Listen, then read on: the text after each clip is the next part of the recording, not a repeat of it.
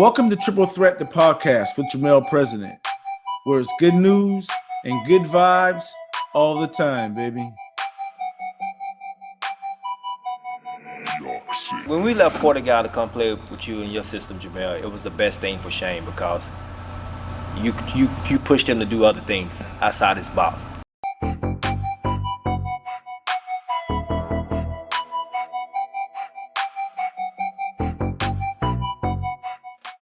You can follow us on Facebook and Instagram at Jermel President and on Twitter at President Jermel. Make sure to subscribe to this podcast as I'll be bringing you a new interview every month. Hey, what's up, guys? Coming up next, we got Mike Byrd. Mike Byrd is from Porter Gaud. Met Mike probably as a sophomore in high school, and kind of one of the first ones that went through the whole program of the Oatmeal Recipe. Really enjoyed their relationships and the hard work we did with his parents. We was able to develop a plan and got him a scholarship over at Erskine College. He's doing some great things in the medical industry, especially when it comes to athletes. And just want to hear Mike's story and talk about the trials and tribulations he went through and trying to figure it out. All right, let's get into the interview.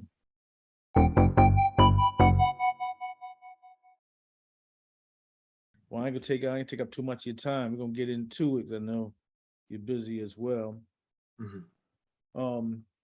So yeah, we'll get started, man. And again, the purpose of this podcast, Mike, is just to help families, student athletes, families get more acquainted to the process of being a student athlete, right? Because it's not something that's accomplished every day. So we try to bring sports, players, coaches, agents, nutritionists, the whole nine, to give families and student athletes kind of that background approach to what's needed to get to the next level. So appreciate you coming on and giving us your wealth of knowledge today.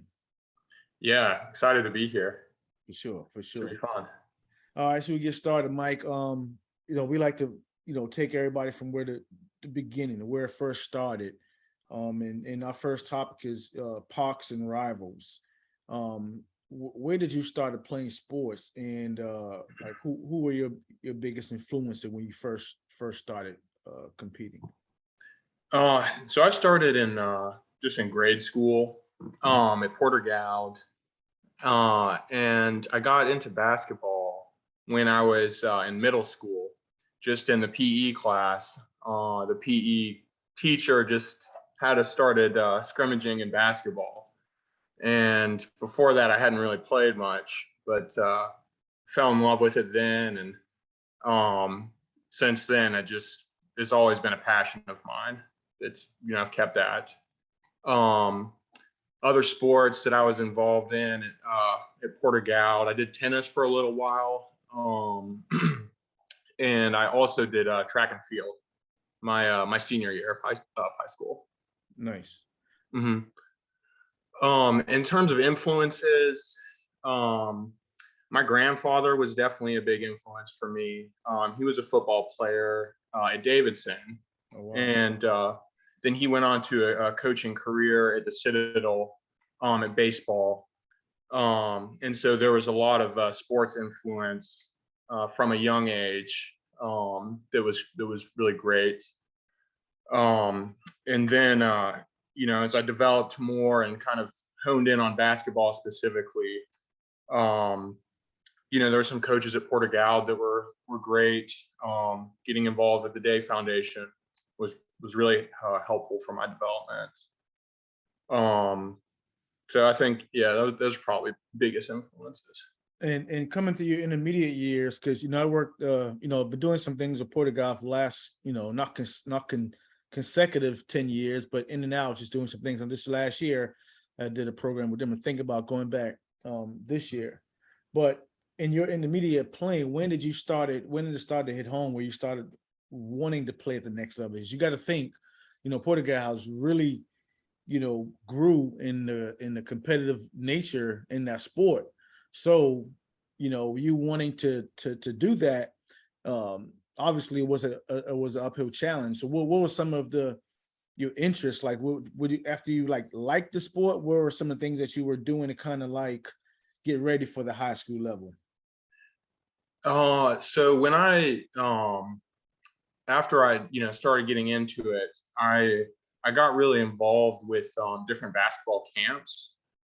During the summers, I would go to the Pat Dennis basketball camp, the Louis O'Gorman basketball camp, and then I got into after some time went by, I got into individual skills training as well. So there was a coach when I was still in middle school. There was a coach at Charleston DAE that I did specific skills training with, just practicing on my own in the gym. I loved it. And then, getting into the high school years as well, later on working with the DAE Foundation. And let me ask you a question about, because I think that's the kind of the same routine that every family, every parent, every kid with this type of interest kind of is the cookie cutter approach to it. And that's what, this whole mission of mine is kind of help with that process. So again, you just said that you went to these different camps and whatnot, not to knock camps, but from your standpoint, and I want, once you answer this question, we'll go to the next topic. Do you think camps were more beneficial, or the actual personal training that you got that really excel your knowledge and skill level in the game? I think they're both beneficial. I think that you need probably just doing camps alone probably wouldn't be enough. And it wasn't enough for me, because the individual skills training gave me more of a foundation in basketball. I was able to kind of hone in on fundamental skills and develop other skills, doing like college level drills when I was still in high school. That developed other aspects of my game that I probably wouldn't have worked on otherwise, and getting that individual attention as well. I think that expedited my development, and kind of gave me more of an edge, as opposed to just working out on my own or just going to camps or something like that. So I definitely think that the skills training is very important. Yeah, skill training is very important. And you said it, what I expected you to say and what I wanted you to say was the importance of both of them, right? Because if you're not expecting to go at a high level, then yeah, camps is fine because it helps with social competence, right? You can be the highest skilled player in the world, but if you can't deal with people in relationships and in teamwork, then you're not going to be successful. And then if you're planning to play at a higher level, yes, you need that specified, skill work to help you with the things that you're not really gifted at, as at that point. So yes, that's a good way that you put that. And talking about the skill development part, I also want the audience to understand that even though we worked individually on the court, we also had a relationship off the court. And like anything else, I'm going through school right now, I'm talking about different stresses, right? There's no such thing as bad or good stress. All stresses are important because you can learn from them, learn what not to do and what learn to do. So my question is, going without getting too detailed about it, it was a situation in high school where you had some ups and downs, and we talked, we met, what I'm saying? And those things kind of help. So talk about not the actual incident, but talk about the consultation and just having someone else to talk to besides your parents. Was that beneficial? Not just me, but just the community that you had support. How beneficial is that when kids are going through childhood stresses? I think it's really important to be able to, have somebody that you can trust and talk to. If it's a coach or a teacher or something, they can bring a different perspective, and kind of might have some insights exactly into how it's like affecting your basketball performance or your school performance or something like that. It may be a way that your parents wouldn't. And so, I just think having different angles, good point, different people supporting was was definitely very beneficial. Right. And again, let's segue to my next topic about social competence, right? Because there's something to call a JYD, right? Yep. Junkyard dog. And that's what JP kind of, termed the coin is his need for aggression for players on the court. And I remember us talking about, the JYD, and I'm telling you what that means and how to approach that. Because again, if a kid that haven't heard the terminology and don't have that type of aggression, you can't just turn a light switch on and make those things happen, right? Right. So there are conditioning factors that goes along with how do you manufacture that intensity. Talk about the disconnect or connect that you had with the terminology JYD, and how did you overcome, that situation? Sure. So I definitely was bought into the mentality of it, of like being a junkyard dog on the court. You want to be tough, you want to be aggressive, you want to execute well. I think it took me some time to understand like how to apply that, because I think, I kind of understood what it meant, but I didn't know how to implement it myself. And so I think, talking through, what it would really look like for me specifically. I'm not doing, like, I might want to be doing it, but let's say on like this defense or something, I'm not like being intense enough in the right position, or, attacking when I need to attack, or things like that. I think just trying to understand more a specific basketball framework, whereas previously unfamiliar to me. Right.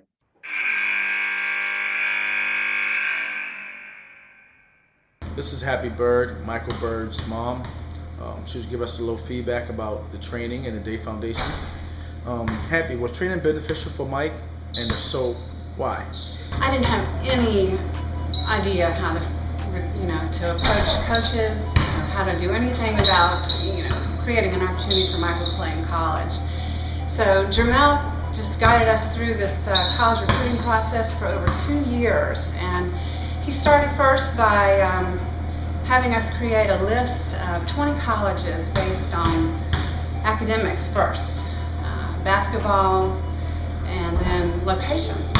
And from this, Jermel also taught us how to talk to coaches, how to create a highlight video, choose game videos for coaches to look at, and also the most important thing was how to create opportunities for coaches to see Michael play.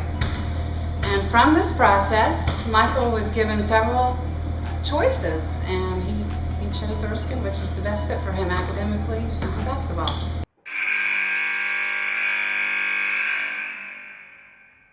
Now let's get back to the interview. And that's what situations like I would say myself come in at, because I would say, Mike, this is what coach is expecting from you, right?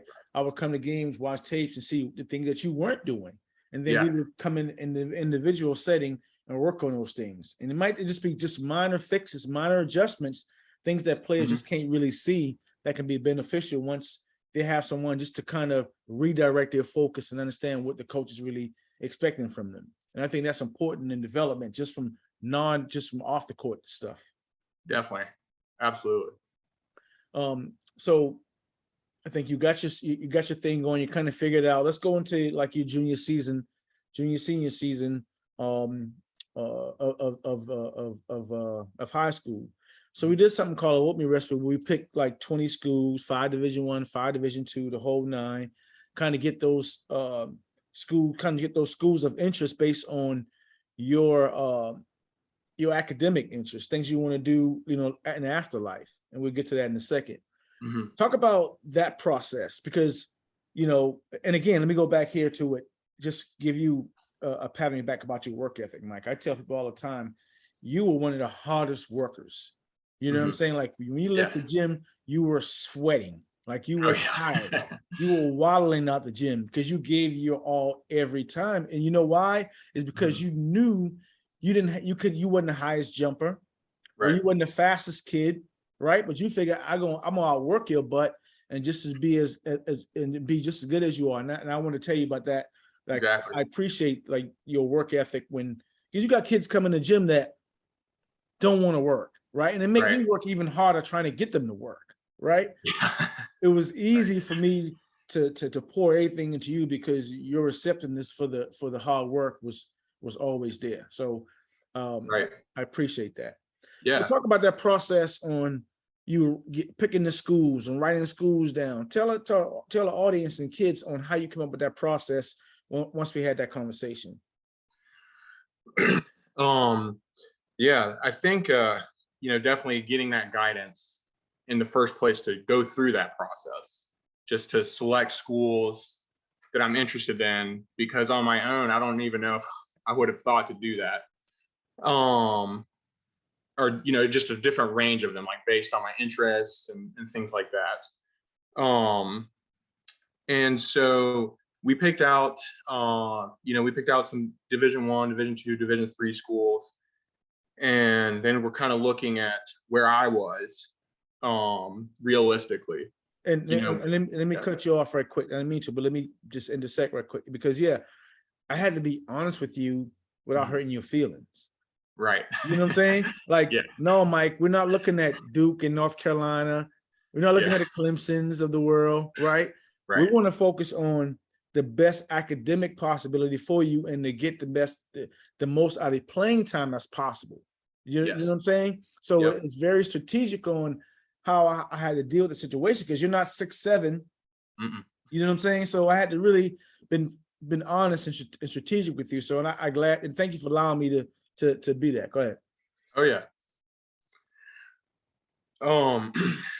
So I think I was more of like in the Division II, Division III range, and so then I went to we reached out to some of these schools, and I did the camps at some of these schools, and it came down to 3 schools for me that I could play basketball at and also focus on my education.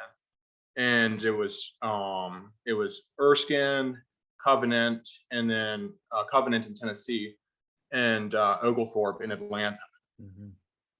And one other aspect we were looking at was, looking at these schools and looking who's on the roster already, like people who play the same position as you.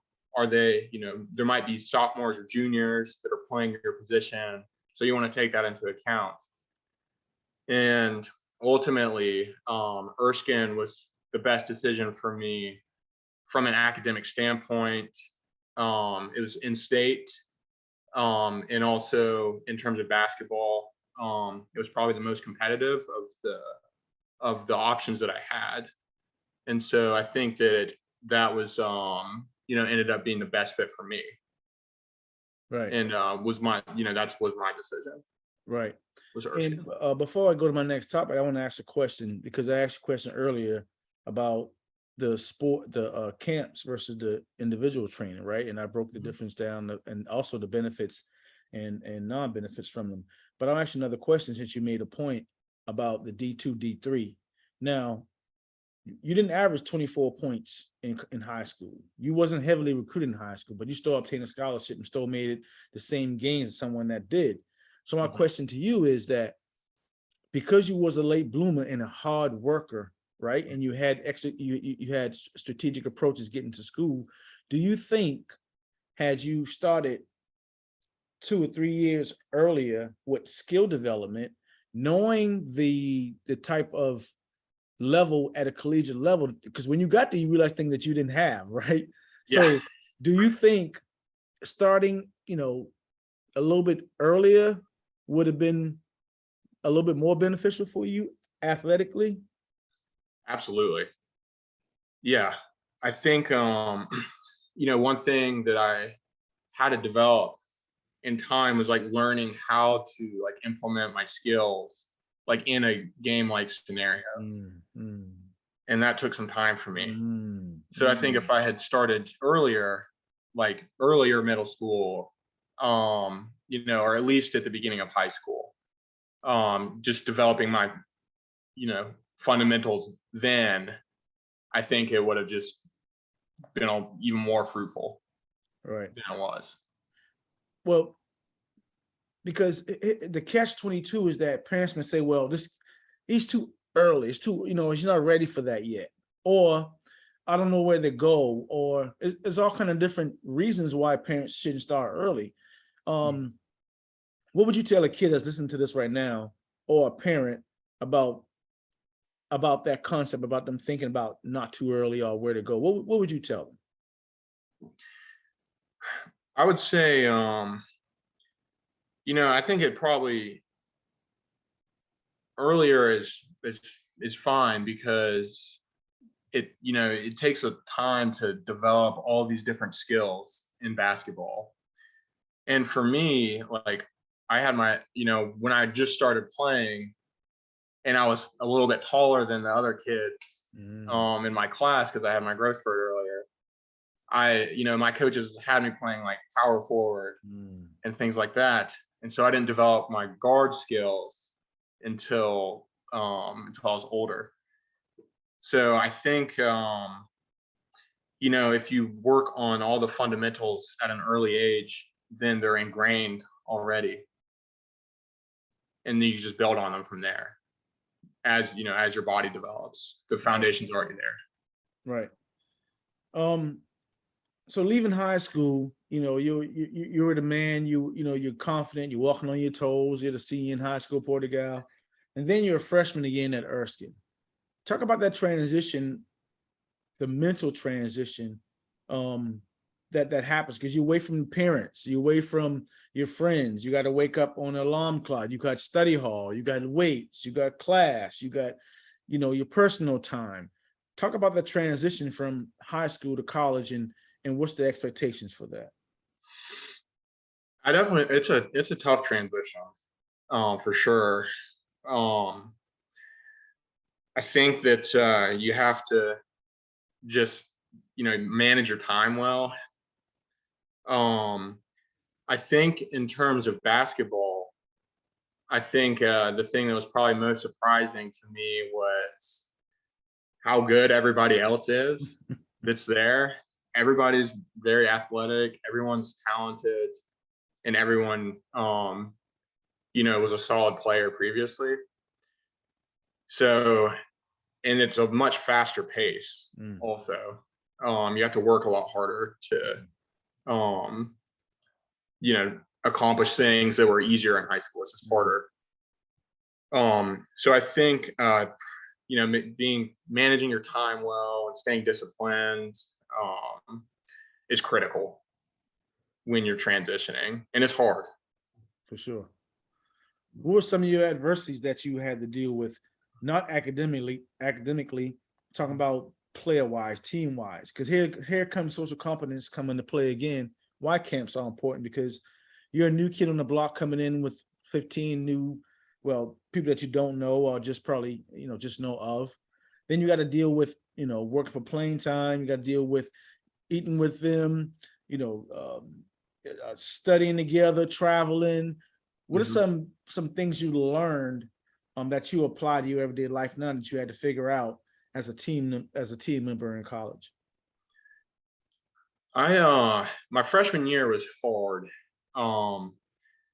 because I had an injury my freshman year. Right. I broke my foot, and I ended up having to have surgery on it. And I ended up missing my whole freshman season. So I think, you know, that just made the transition even harder, because then I was on crutches. I was like, how do I, you know, do all this? So I think probably two things. Probably humility is one, because you have an expectation coming in that you know, at least at the very least you'll be getting a lot of playing time. Maybe you'll be a starter. You know, you're used to that, so you have that expectation. Right. And then when that doesn't happen, you have to, you know, take a step back and learn how to still contribute, but still be a team player. and still be a teammate.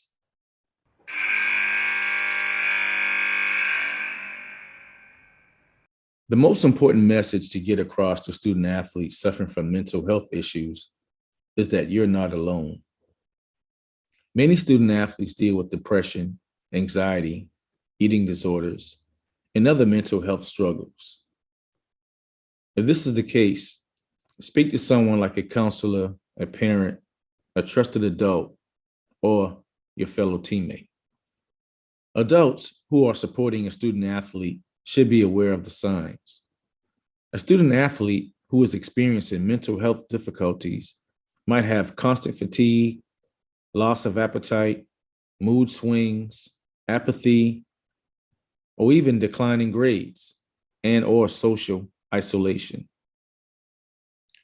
A student athlete's mental health can be severely affected by an injury. An athlete's entire life becomes about their sport. And when they lose the ability to play, it can take a huge toll mentally. As we continue to reduce the stigma around mental health, hopefully more middle and high school level student athletes will feel confident discussing their health, whether it be mental or physical. The Triple Threat podcast will be adding a psychology aspect in season 2. We will be doing our part to help destigmatize mental health when it comes to student athletes. So subscribe on your favorite podcast listening platform so you never miss an episode.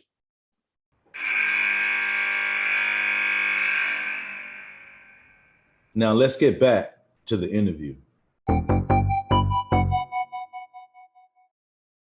And I think the other part, I guess I would say resilience or toughness. When something unexpected happens, or something's not going your way, how you're responding to it. And I think that you just have to take whatever comes at you and just keep, trying to find a sense of balance with it. Mm-hmm. You still, just still working hard and doing what you can, whether it's rehab for an injury, still showing up, to practice and, connecting with your teammates, working hard in the classroom, just trying to find other ways to contribute. Right. Getting back to where you can. Sometimes unexpected things happen. Right. I want to take you back to that player, Mike, freshman or sophomore. And there's a situation where it happens to us all the time as players, where either we're not putting in enough, we're not working hard enough, we just haven't figured it out yet, and we're not producing. So the coach, they're there to win games, and winning kind of solidifies their contract, right? Their existence with that team. So yeah. I don't care if you got 4 ears coming out of your head. If you can play, you're going to play. So I'm pretty sure it happened, like I said, happened to all of us. When you say, well, man, the coach doesn't like me, or he's not giving me the playing time, or he let John do this and John on XYZ, right? We all deal with those things. Yeah. How did you as a player dealt with those internal fights? Because we have them every day. Talk to the audience about those mental fights you have with yourself, and how do you overcome them? Yeah. It was very hard at first. Because I was working really hard. I was, getting extra shots up in the gym, going to the weight room and trying to do everything I could. And it was very frustrating internally, because I'm, why am I not getting to play as much as I want to? I think that over time, for me, I had to just come to a place of accepting it, that it doesn't, there's other really talented players on the team who play my same position. And so I think the transition for me was still was learning to be a team player, still having a positive attitude, still contributing in ways, finding ways that I could contribute still. But also still working as hard as I can. So I think it just takes time. And that's a good point for the audience to understand how to redirect their energy, because you could easily be like, you know what, screw it. I'm not going to class. I'm just going to whatever. And a lot of people take that route, which is really a cop out, route. Talk about, I know you had some of the big wins or big win that you guys had during your season. Do you end up beating a big team that was ranked, or talk about that? Any big wins or anything that you have that you want to share? Yeah. I think a couple exciting wins our team had was one year I think it was my sophomore season. We were playing Lander at Lander, who is conference rival, and it was we ended up, I think we won the game by 1 or 2 points, and it's one of those games that was just back and forth the whole time, and we ended up winning just at the very end.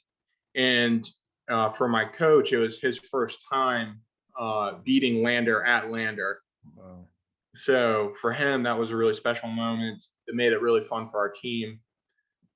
So that was definitely a memorable win. He was, for sure. He like jumped in the pool after the game and things like that. It was funny. Another win, exciting win we had was another conference opponent we had was Lee's McRae. And I think that game was memorable. Went into a triple overtime. Wow. And one of my teammates, who was also a guy from Charleston, Aaron Brown, who played at Wando. Yeah. He had a couple of big threes that game. In overtime, it was great.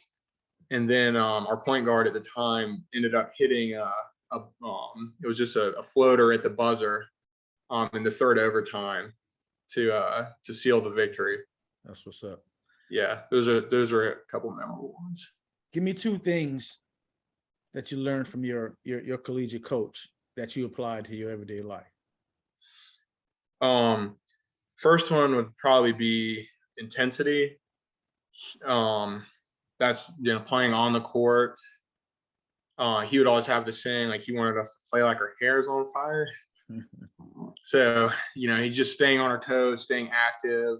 Not lulling, not like falling asleep and things like that when you're playing. And I think probably applying that off the court as well, to academics and things like that, just to, give it a really solid effort every time you're approaching it. And I think the other thing I learned from my coach was probably just like healthy life habits as well. He was involved in actually he was involved in a nutrition class in the college, and he would always encourage us to spend time eating well, socializing. I think he encouraged healthy habits that way. Nice. Like in a professional sense, like not whining or making excuses, right? Things like that. Got you. We're talking about the afterlife, afterlife of school we're getting into, where you said you came to the realization, like, hey, look, these players are a little better than me. I got 2-3 more years in school. I got to really buckle down and make this change and get the best out of it. Talk to us about when that light bulb came on. And then what did you apply after the light bulb came on to finish out school? I think that pivot happened for me my freshman year. I had that injury, and I was like, what am I going to do if basketball's not going to be my future career? Previously I was thinking I would like to maybe try to like go overseas in a league or something like that. Right. Was my plan. But then I decided that, at that point in school, I had got interested in biology and science. And I thought that for me, that, pursuing biology and then ultimately for me was medicine and medical school. I thought that seemed like a good career choice for me. So I started pursuing that my freshman year. Awesome. Awesome.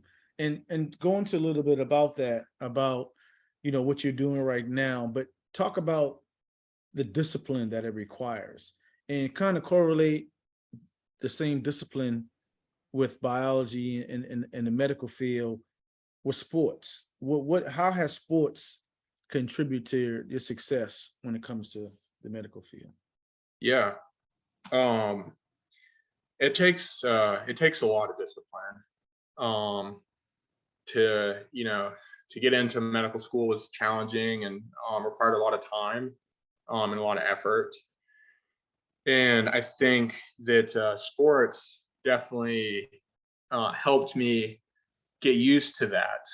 Because in sports, I was already used to training on a daily basis, whether it was like basketball, ball handling drills, or working on my shot, or working out or something. I was used to that on a daily basis. And so I think I just kind of switched and started on a daily basis, just implementing studying. Just reading my textbooks, things like that just became part of my daily routine.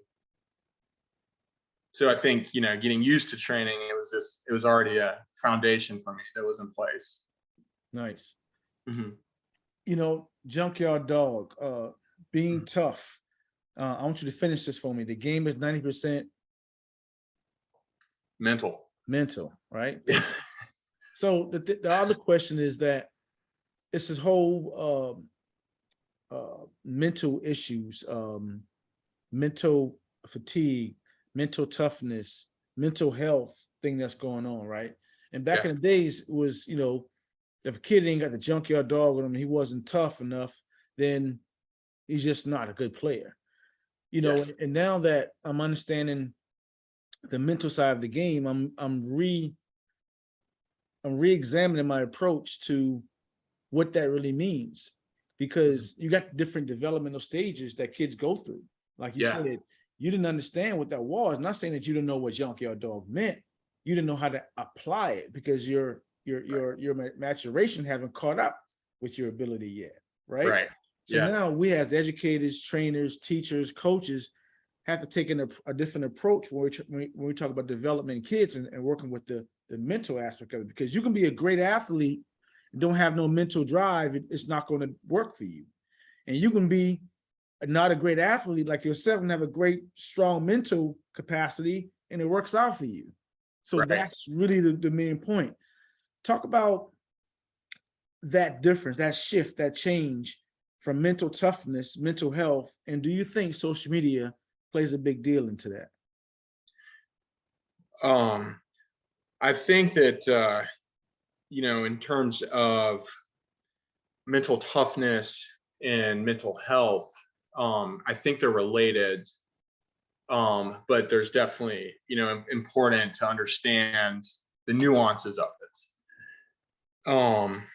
So I think, somebody can be resilient, and when life throws something unexpected at them, how do they react to it is definitely a skill that, can be developed over time, and is important. And I think in terms of mental health, sometimes that can mean something different. That might mean that somebody's sick, and they might need somebody to help them get through that. And it doesn't mean that they're not a great athlete or they're not a great student or something. It can be something that's completely out of their control. And so I think it's very important to pay attention to that. And that, if somebody needs counseling or to talk with a therapist or to talk with a psychiatrist, then that's that's great. And I think that should be, that's just part of wellness. And I think I'm trying to help with that terminology, because here's what I mean. We say mental health, we think, oh, a person's sick, something's wrong, he got disease, he needs some trouble, and he's in trouble. But if you said healthy mind, right, it's the same two things, just words changed around. But mental health is a byproduct of social competence. It's a byproduct of you being confused and not know how to talk to people, or not know how to figure out a situation. You could be in the practice or game and got some issues with the coach, or you're not playing and now you're stressed out. That can cause mental health, right? But with a healthy mind, it can help you get through those problems, right? So I think that stigma has been placed on people so long that it's a bad thing that now we have to clean it up and really address it the right way. So I just want to get your take on that. Yeah, absolutely. I think the environment today is a lot healthier for student athletes. I think, it's fortunate now that I think it's normalized that, if you, it's normal to have these kind of conversations about keeping our minds healthy. And before we get next topic, what's your take on social media? Do you think social media contributes to a lot of that? I think it does. I think social media is useful and can be great. And so I think, I think social media is okay to use. I think it's probably important for, student athletes just to be mindful of it. Because I think people can sometimes, get into a trap or get confused, or like, oh, my life needs to be like this, or so I think, but it can be used for good, for sure. I think just being mindful of the use of it.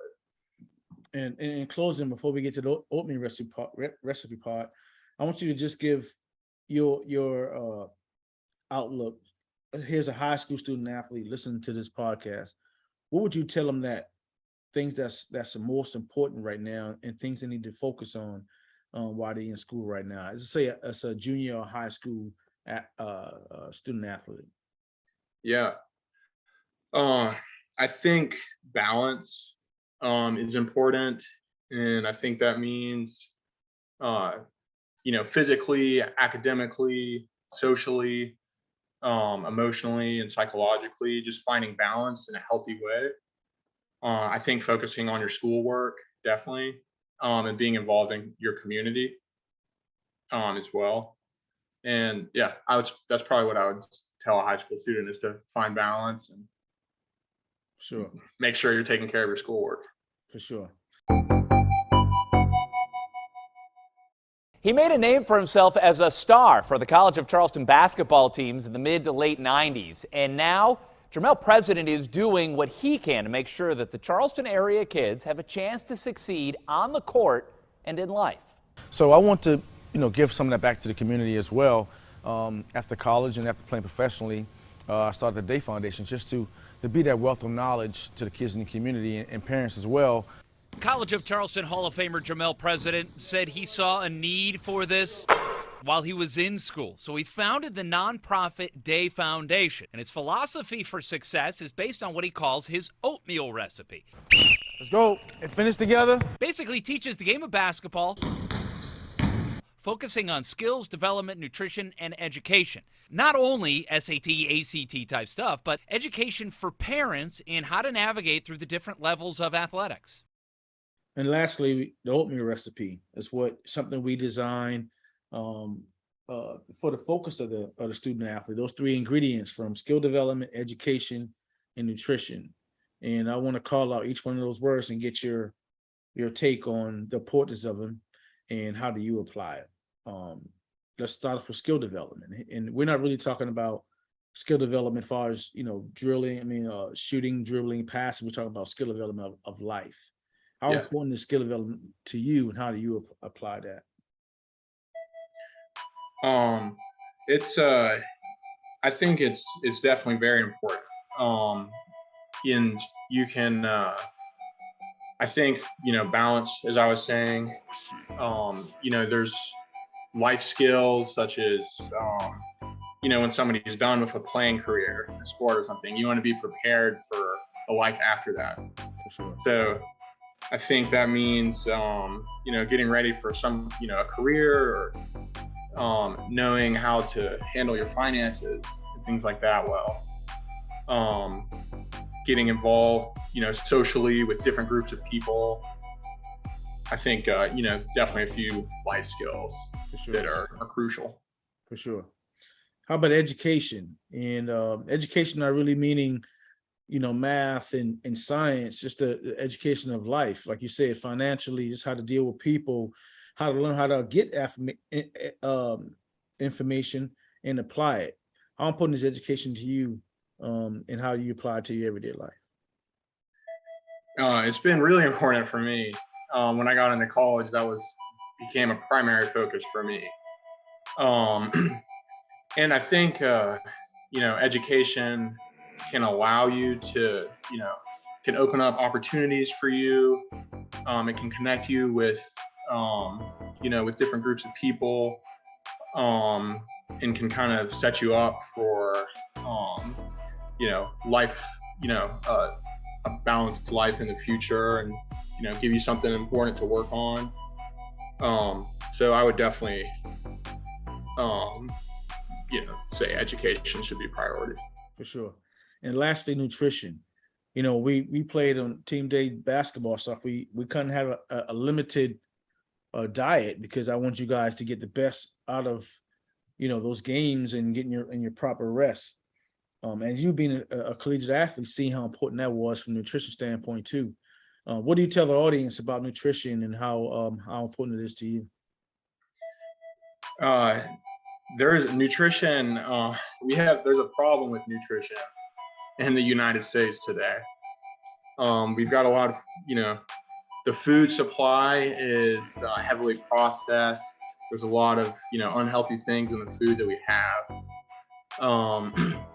So I think that, a healthy nutrition, making sure you're getting a large portion of fruits and vegetables, nuts, healthy proteins like that, berries, and trying to limit, heavily processed foods, soft drinks, and things like that.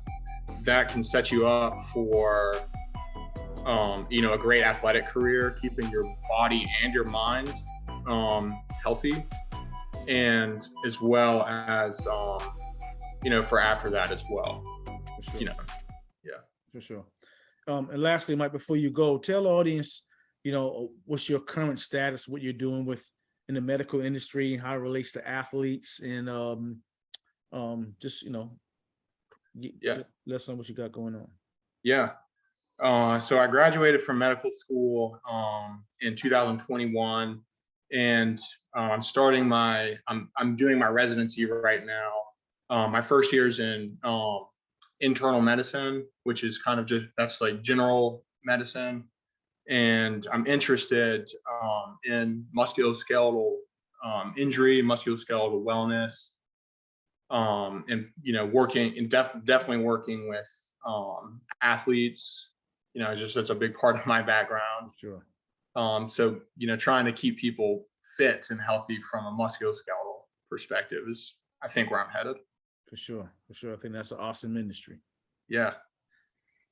Well, Mike, that concludes our interview today, big guy. I really appreciate your time, and just want to say I'm so proud of your accomplishments and everything that you're doing with that you did through college and now as a professional.